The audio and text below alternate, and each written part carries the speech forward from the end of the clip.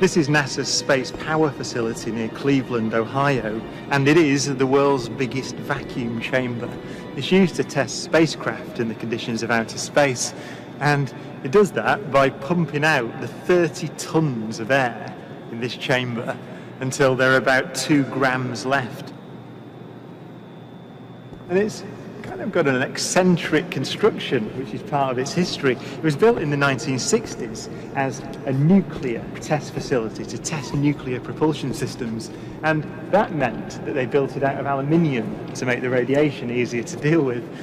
Aluminium is not the best thing, the strongest material to build a vacuum chamber out of.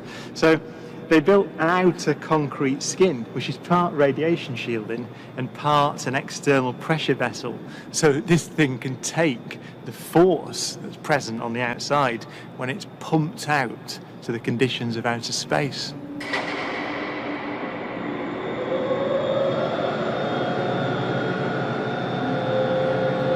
Galileo's experiment was simple. He took a heavy object and a light one and dropped them at the same time to see which fell fastest.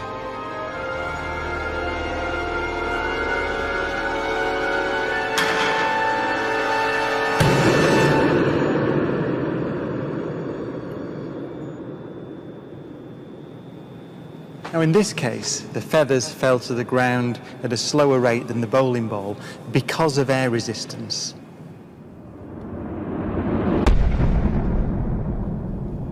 So in order to see the true nature of gravity, we have to remove the air.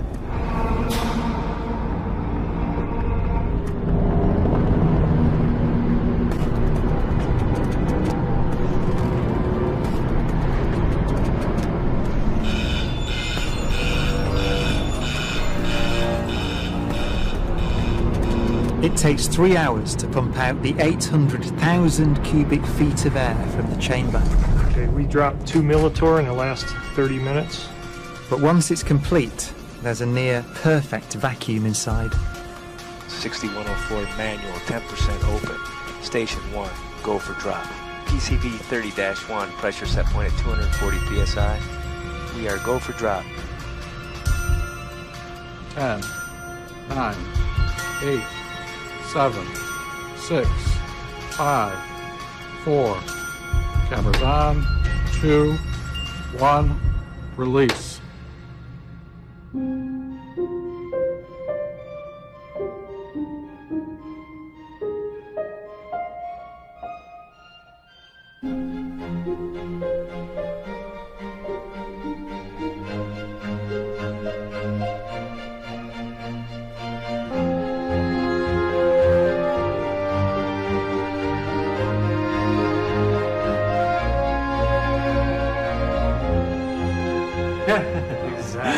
Exactly. They came down exactly the same. Wow. Look. Watch right there. Look at how they hit right there. Exactly. You're back on the side. Exactly the same. Feathers don't move, nothing.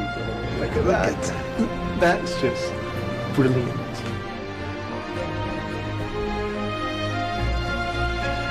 Isaac Newton would say that the ball and the feather fall because there's a force pulling them down. Gravity. But Einstein imagined the scene very differently. The happiest thought of his life was this.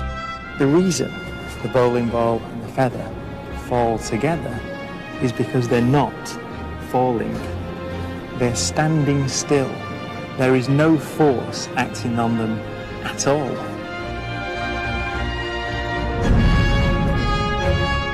He reasoned that if you couldn't see the background, there'd be no way of knowing that the ball and the feathers were being accelerated towards the Earth.